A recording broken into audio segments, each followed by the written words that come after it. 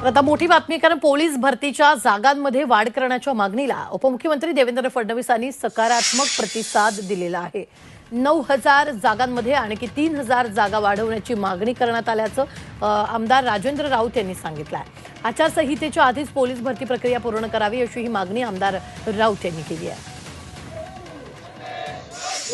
देवेंद्र फडणवीस साहेबांचा त्याला होकारात्मक प्रतिसाद मिळाला आणि विद्यार्थ्यांचं जे 9,000 पोलीस भरती करण्याचा त्यांनी शब्द दिलेला होता, त्यामध्ये आणखीन 3,000 वाढ करावी अशी पोलीस प्रशिक्षणार्थी विद्यार्थी आहेत त्यांची मागणी होती। त्यांना आम्ही सगळ्या विद्यार्थ्यांनी बसून त्यांना एक मेसेज टाकला, त्याच्यावरती त्यांनी ओके म्हणून रिप्लाय दिलेला आहे। त्याचबरोबर गेल्या वेळेस पुन्हा वय मर्यादा वाढवण्याकरता मी प्रयत्न केला होता, त्याला यश आलं होतं आणि रात्रीही तीच मागणी आम्ही मेसेजच्या माध्यमातून केलेली आहे।